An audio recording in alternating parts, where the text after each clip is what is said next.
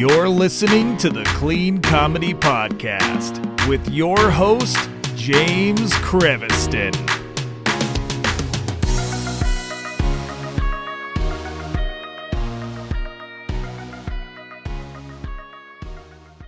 Hey everybody, it's James with the Clean Comedy Podcast. Today I'm coming to you with my good friend David Studebaker. David Studebaker and I just went to Alaska for 3 days, and is it 2 nights? I don't know. We're still nighttime when we left. I don't know. Yeah, it's we're Monday. Well, we got back Monday morning. What is today? Wednesday. So we are all kinds of messed up for so many reasons. But we went to Alaska. And the first thing is, not a lot of comedians go to Alaska. We learned that while we were there. So many people were excited that we were there.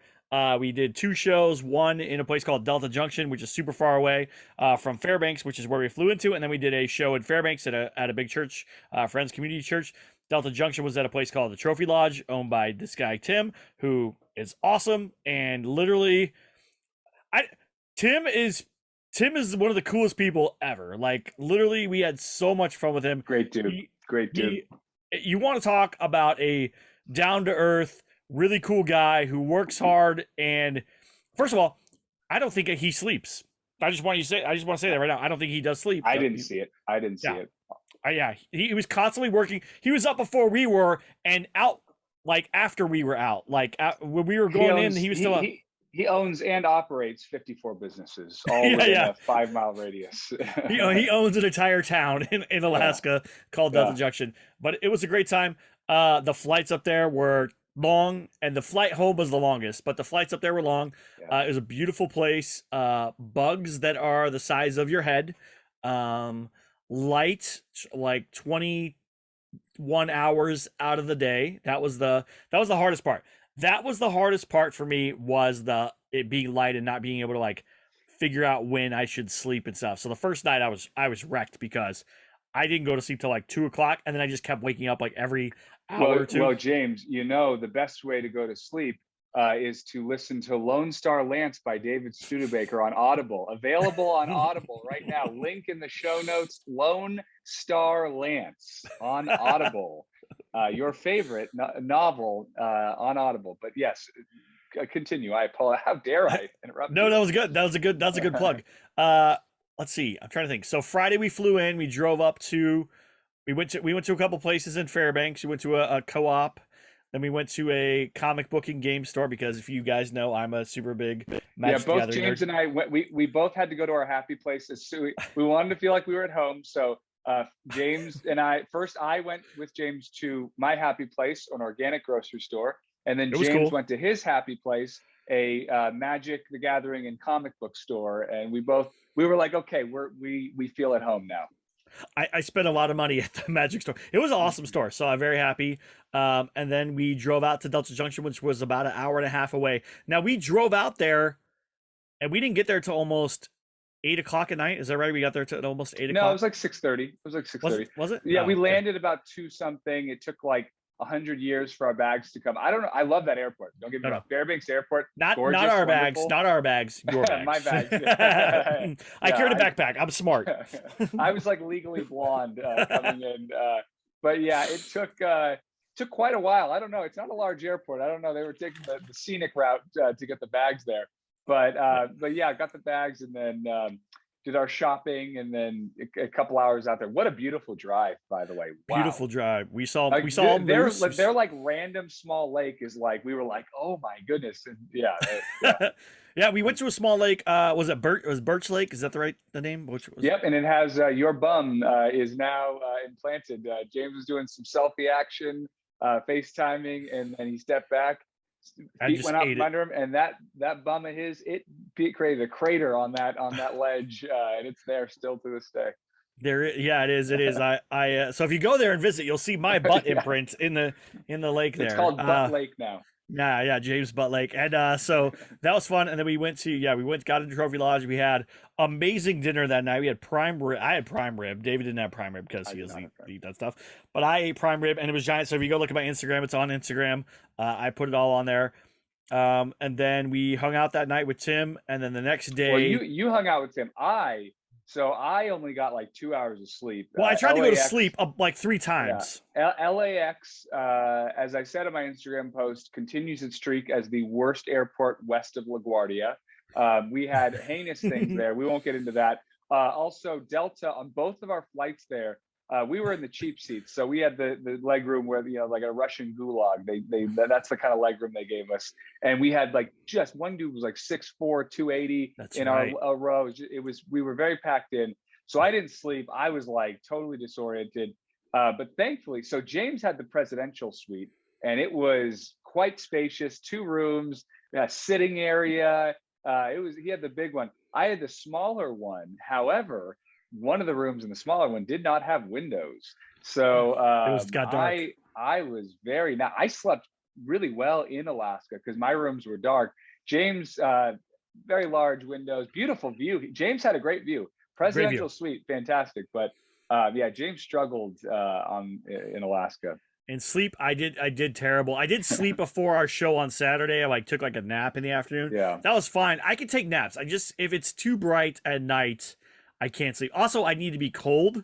So then I had to have the window open to get the air, which means this light had to come in. So it was like this bad combo for me. So it was like, whatever. Also, their mosquitoes are the size of seagulls. My hands. They're huge. I assassinated more mosquitoes there than any. I usually don't like killing bugs, but mosquitoes, there's no purpose for them in this world. I've actually talked to animal people about this. They serve no purpose. I assassinate them anytime I can. So yes. And I ate bug spray twice. I ate bug spray twice. James was dousing himself and caught a spray in the mouth a couple times. So that happened there. We did a great show on Saturday with a rambunctious, fun crowd. They were awesome. They were awesome, but they were rambunctious. I liked them. They had great energy. They did not like me, and they did not like one of my jokes.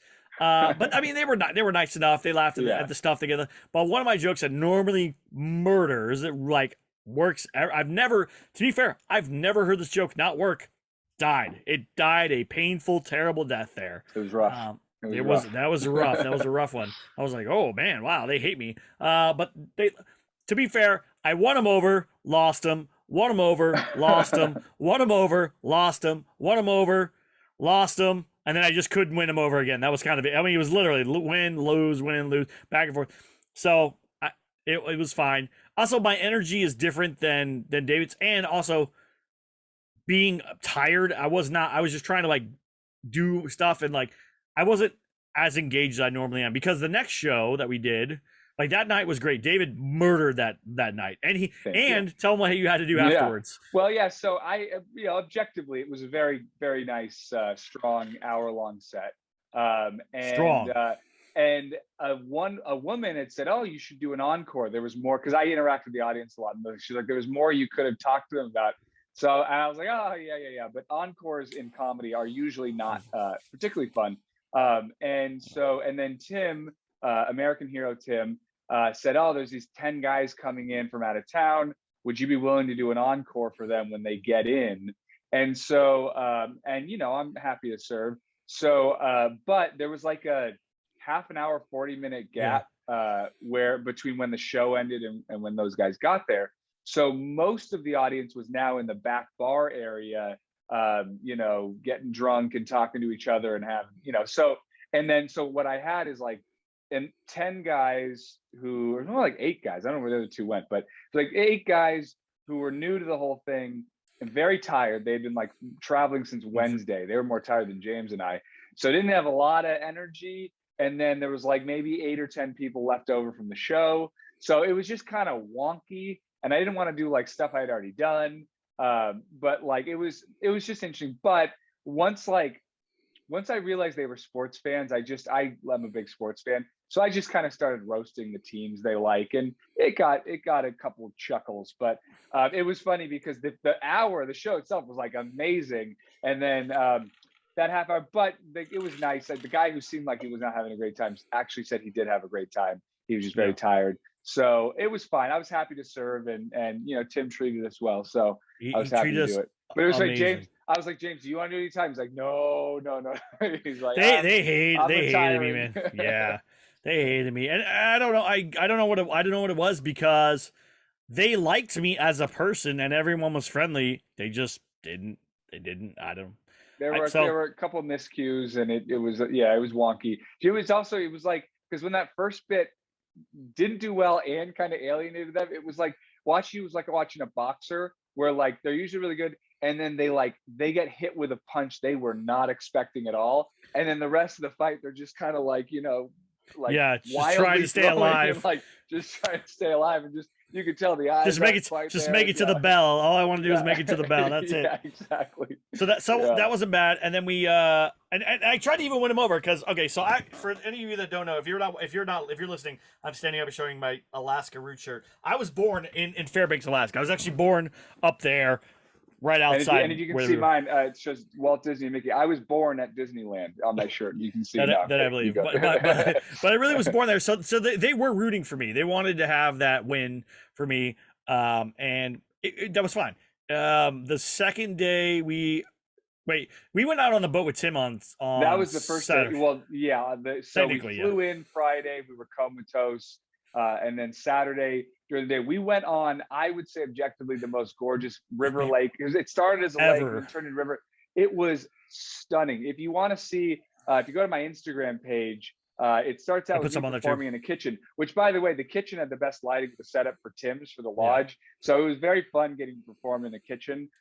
So if you see me performing in the kitchen, go over, because there's a video of us on the boat, riding along that river and lake, and then a couple of pictures. Clean Comedy Pod Instagram as well. My Instagram is my name, at David Studebaker. I'll put the links in the show notes. Yeah, too. And then James on Clean Comedy Pod IG, he has some pictures too. But that lake is, it was like another planet. It was so gorgeous. The clouds on the water, and then you had two different kinds of water meeting. You had the glacier water, which is like brownish, and then the lake water or something else, sea water, whatever.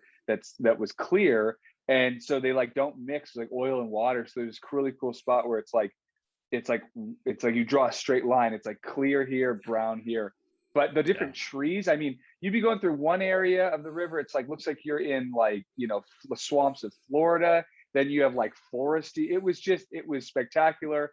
But I'm glad I'm there in June, because they said like most of the year it's frozen solid. It was, but yeah, stunning. And the best part of the whole thing is it was so quiet there. It was quiet. It was like crazy. This unnatural quiet. Yeah. Like if you ever watched A Quiet Place, it was like that, dude. It was like that all the time. There's no so I'll go back to that after when I get back to LAX. But we had that show. It was great. Woke up Sunday morning, talked to Tim, hung out a little bit, got everything packed. And then we went Fairbanks. To the North Pole. Yeah. Oh, we did. We go to the North Pole. Just outside Fairbanks, there's a whole city. It's called the North Pole. There's a whole city where it's all like Christmas themed. Santa Claus stuff. And they have this giant store that's everything. If I was rich, I would have bought, because I love Christmas. If I was rich, I would have bought like so many ornaments. And they actually had some cool like Alaska stuff, touristy stuff. Like they had like a mini moose and Mickey Mouse, like Mickey Mouse with a moose shirt with that. And they had like Santa Claus's workshop and office and the whole thing. And then they had an actual Santa who was there all day. Yeah, you can. Like there was like an old dude just kind of sitting next to him on a chair, talking to him, taking out with kids on the lap, and and then we got some cool pictures. I have to post the North Pole ones, but they'll be up by the time this airs. I think I put some up on Instagram too. So yeah, check that out. But I'm gonna do a separate post. It deserves a separate post. Oh yeah, totally. So I'm gonna do a separate one with that. And then there was like just a random dude asleep on a bench, and they have like the biggest like statue of Santa Claus I've ever seen. Real reindeer. I mean, reindeer. Yeah. And you couldn't eat them though, sadly, which I I did not want to do that, but so we got to Fairbanks. Fairbanks is funny. It wasn't what I was expecting, because it actually kind of reminds me. I'm from I lived a lot of my life in Sonoma County, which is in Northern California, and like an hour north of San Francisco. And actually, it kind of reminded me of that, like the demographics and the buildings and the whole thing. So it wasn't like I'm expecting, basically like the northernmost like metropolitan city in America. And that's the thing. If you're listening to this and you don't know where Fairbanks is, because I didn't really know when I started this, go on Google Maps, type in Fairbanks, and see how far north this is. I thought like people who lived in like Calgary in Canada, like that was far north. This is like a whole United States worth north of that. So like, but it was like just a really cool town and really nice people. And yeah, and then you could take it there. So we went to the venue for the church one. Yeah, and the funny thing about the city is it's a city. Like I think there's like 34,000 people there or something like that. It seemed like more than that. It seemed bigger than that. I think when I looked it up, I think really? I'm gonna look this up. Yeah, I'm gonna Google it. Let's see. It seemed bigger. Wow. It did seem bigger. That's the thing, right? There is 31,427 people there. Actually, 31,000. That's it. That's it. It seemed bigger. It seemed bigger. Maybe they live in the outskirts or something. Oh, but the army bases. That's right. That's right. Yeah. But then the other part of that is that everything there was a one like 2-lane road. There was only 2-lane roads everywhere we went. There was nothing bigger than that. Even the road all the way out to Delta was a 2-lane road all the way out there. So it was very interesting how that worked out. And then we went to Friends. Spent a lot of time on Old Steese Highway. That's right. Fans of Old Steese. I don't know why that's funny to me. Who doesn't love a good Old Steese? Sorry, continue. I digress. No, that's okay. So then we went to the Friends Church in Fairbanks. That was where we did our second show. That show went really well. We had a great crowd. We had good everything. I mean, it started off rough because we weren't sure how to get your music going and some of the things that we needed to do. There were some sound issues, but we got it figured out. Shout out to Joel and Kathy. They were awesome. Clutch. But yeah, well, and it was funny because I like to. James had a great set. He did very well. For that's amazing, actually. So, and because he listened to me, you know what I'm talking about. I did. But there was a guy, as I said, I like to interact with the audience. There was a guy who, first of all, there's no one in the front row. Nobody in the front row. Full, but no one's front row. And then like this old guy who was great. His name was Randolph. He walked in. He was full of stories. But there was like, I do a bit about hot yoga, how I don't like hot yoga. And when I asked anyone that has done yoga there, a woman raised the hand of her fiance in the very back, where I never would have seen, but because she raised his hand, I looked deep. I was like, "Ooh, that's my guy." So I ended up bringing him on stage. He sells lumber for a living. He chops down trees and sells lumber. He sells like lumber, like door to door. I don't know. He's a firewood salesman. I'm like, this is so Alaska. We have a firewood salesman. But it was funny. He was having a fire sale that night. So, but from the that's neck why they up, hated my jokes. from the neck up, he looked exactly like a yoga instructor. Like he had the beard, the really sweet smile hidden under the beard, the hair, the whole thing. He looked like, but it was deceptive because as soon as he stood up, he had like the dirty shirt and the dirty work pants, which actually he said those are his nice ones. Those those are the ones that aren't dirty, and the boots that have seen a lot. So he was a fantastic guy. I Celine Dion'd him. If anyone has been to my shows, you know what that means. And then we had a great Q&A. It was really cool. So James did about 15 to 20 minutes, and then I did about an hour, and then we did like a half an hour plus QA, which is really cool. I always love shows where I do QAs a lot for like college shows and stuff like that, and virtual shows. So whenever there's a Q&A, it's really fun because you can get some really good stories. You can really connect with the audience.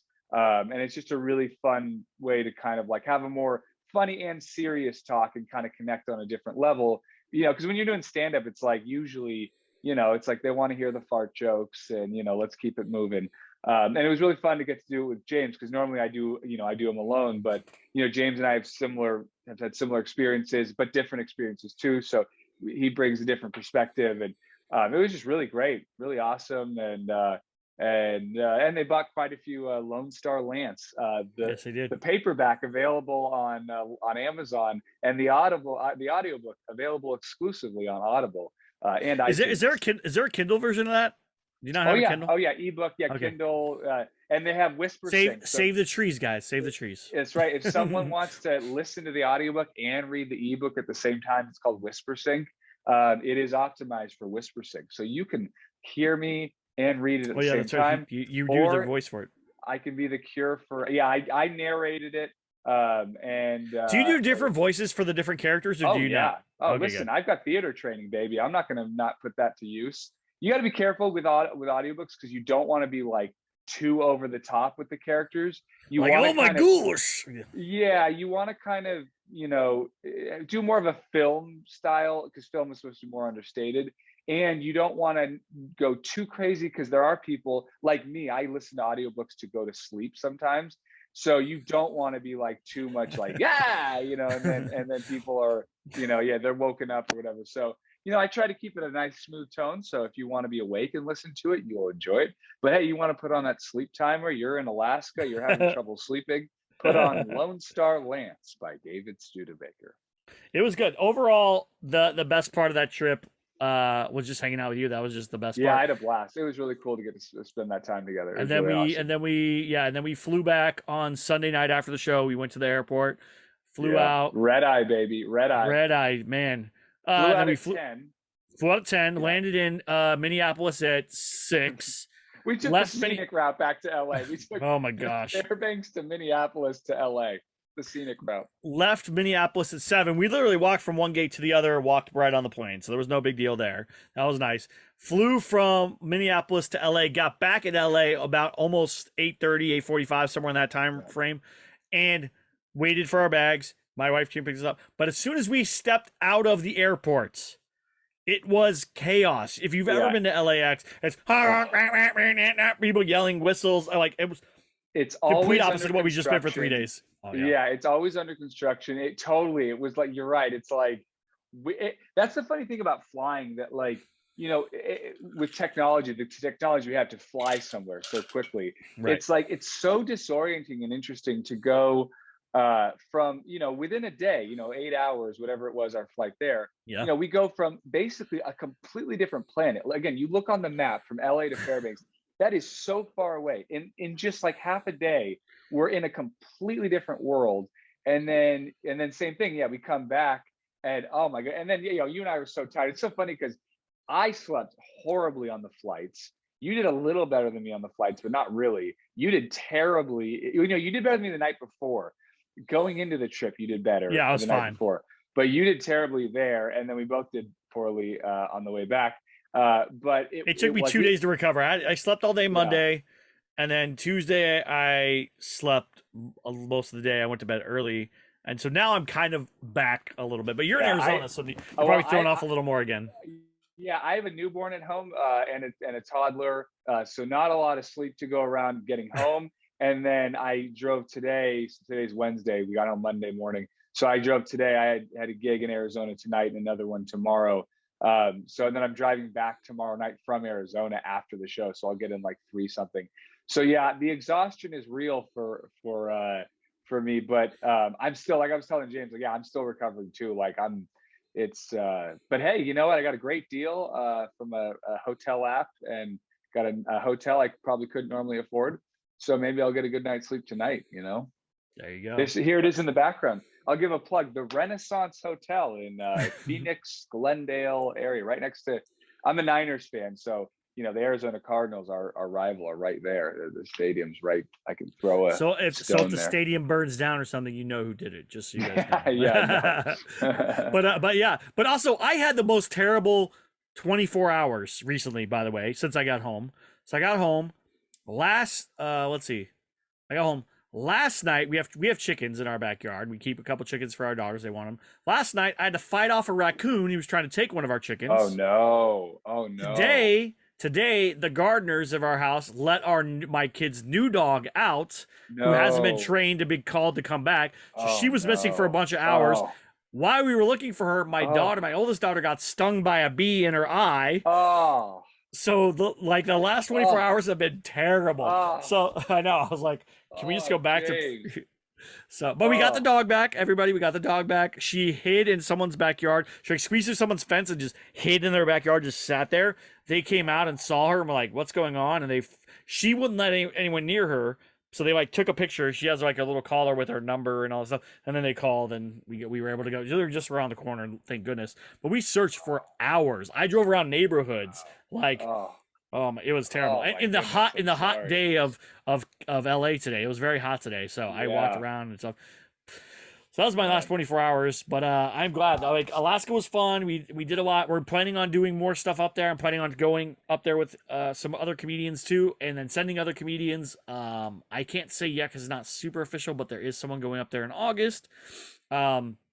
And I'll have him on the podcast too before he goes and probably after he comes back too, so we can talk about it and see what he thought and stuff.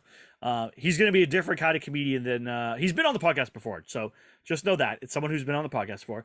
He's different than David and I ever would be. He's not going to do the church show. I don't think. We're trying to get. Well, here's the thing. He's done Dry Bar, so he does at least have half an hour of material. So I'm trying to see if I can book him half an hour, and see if we can get that done. If not, no biggie. At least he gets, to go up there and do the other thing. But I think it'll be a good time, and it'll be fun, and it'll keep building up. We'll go up there. I think we'll probably do August, and then we'll probably do October, and then November, and then January and February and March. I think is what we're gonna do. So. Yeah, I mean, listen, Tim said his door is always open. He said to me like, "Oh, David, we want to have you back every couple of months or something like that." But he did not invite me back, by the way. He did not invite me back. So.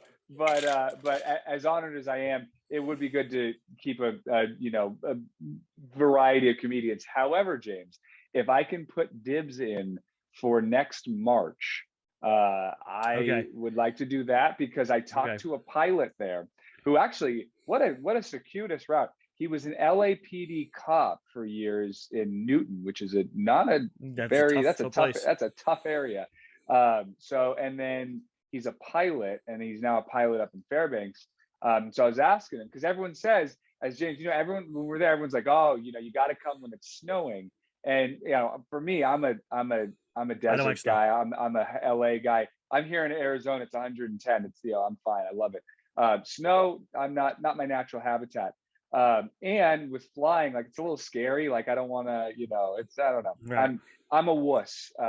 So but also driving, we don't drive in snow, so that's going to be awkward for us too. Yeah, I've driven like a couple times and so, but I'm not like So, but and for anyone who's thinking of going to Fairbanks, I was asking him like, so people say to come during the snow because people are indoors more and they want to go to stuff. What's like a safe snowy month? So he said like your best bet would be November and March, because he said you don't want to come in like October or September because I don't want to say you don't want to because you're probably booking other comedians, and if they're listening, you'll be safe. Don't worry. But when the seasons change, apparently that's when it's like really insane turbulence. And then and then same thing, April, May, it gets crazy. And then he said like January, December, it's just the snow is so crazy that if you're not a cold weather person, it's not going to be your thing. But I do know comedians, who love cold weather. So if you like the snow, you like all that, go with James. But yeah, March. Yeah, if I can put dibs in for March. Okay. All right. We'll do March. I've got to get all that booked. Like yeah. Well, yeah, I'm working. I'm tightening up my set.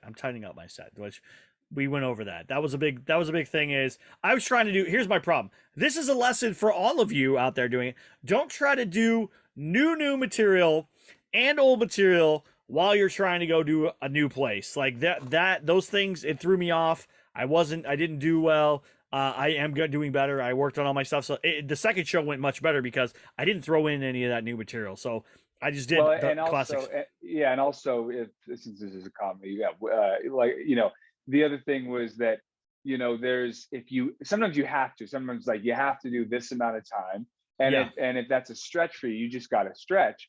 But for this one, you were kind of artificially pushing yourself, which I got why, to stretch really much longer. And like I was saying, I can go as long as you need me to, you didn't have to, you could do whatever you wanted, but it's always better to in that sort of a setting to, go, tight, like keep it as tight as you can. Yeah. I should have done like 15 minutes and not try to go for 20. Well, and then like at the church one, it was great because you did, you just did your tight stuff. You did like one new bit in there, which is good. It's good to mix in one, but you did the tight. Well, it's because I took out another bit, the one that didn't work previously. So and then you but at the end you got done. You had a good set, and then you played around a little bit, and you went a little longer, and so you got the job done, and it's one thing if it's like a set where you're trying to really hone, get new material out. It's a showcase or an open mic or whatever, or even if it's something but when it's like something like that where you really wanted to hammer it, definitely good to play the hits. But I think the major problem though is that you were trying to play the hits initially, and one of the hits was not a hit. Yeah, the hit that's normally a big hit actually is normally a great bit. It always does well. Died a terrible, terrible death in Alaska.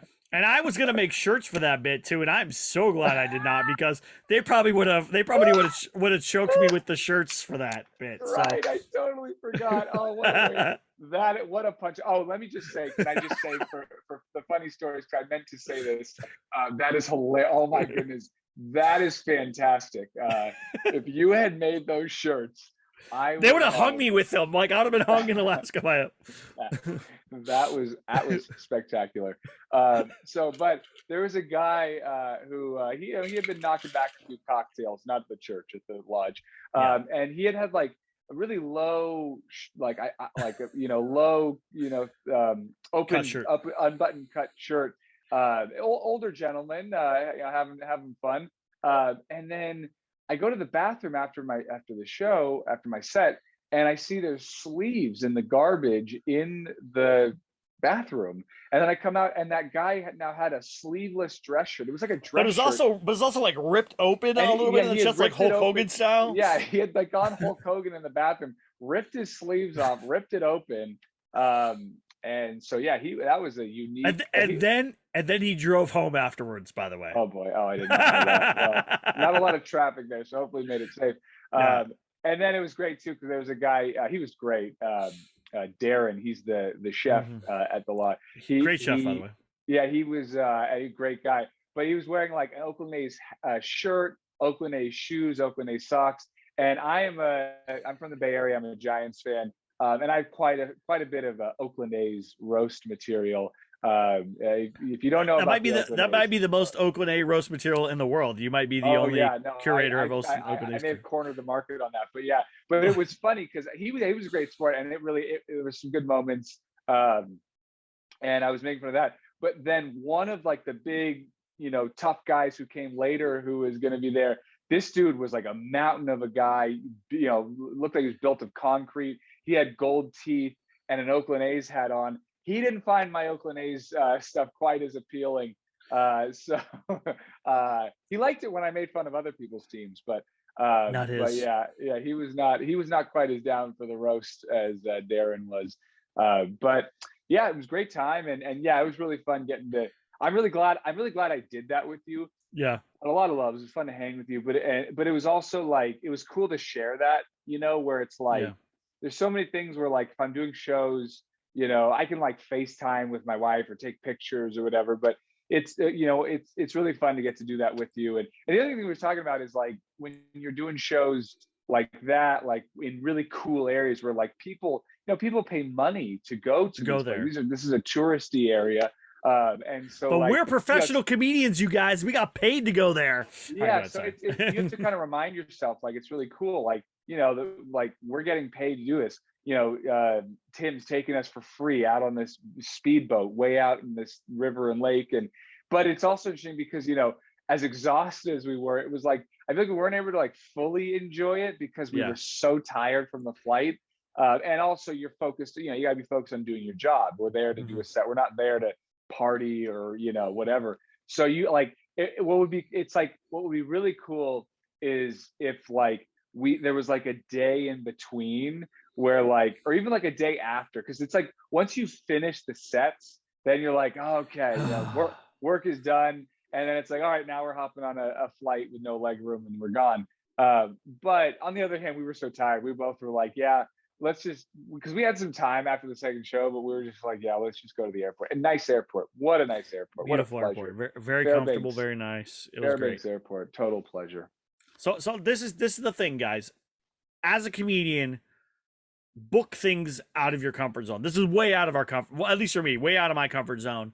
But it was something that, one, I'm glad, that's why I brought David, is because I knew it was out of my comfort zone. I needed that support. I needed to be able to do a good set, have a good show, have a good time, be able to pull off something like this.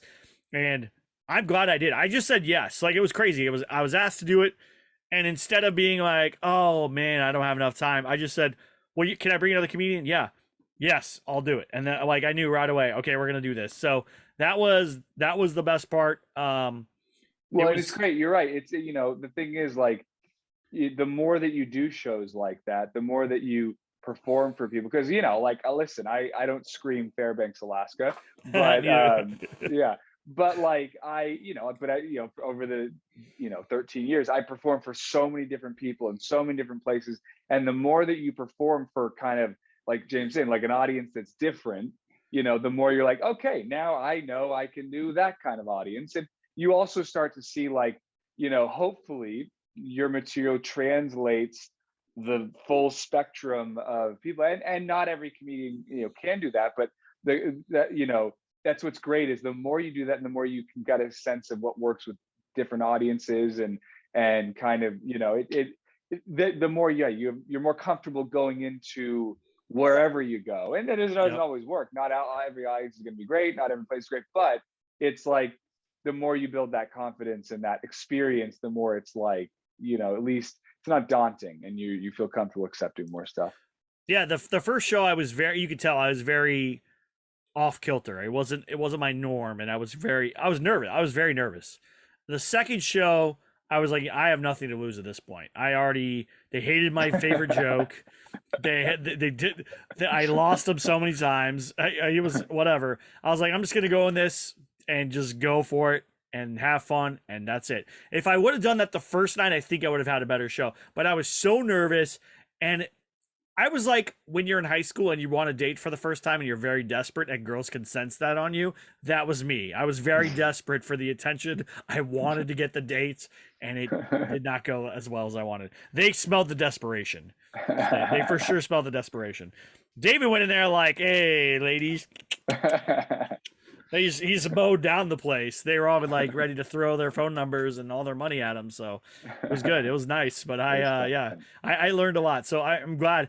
And this is the thing. Do shows out of your comfort zone. I did a show in Hollywood like the 2 days before. Yeah, I think 2 days before I did that. We went to Alaska. So I went and did stuff.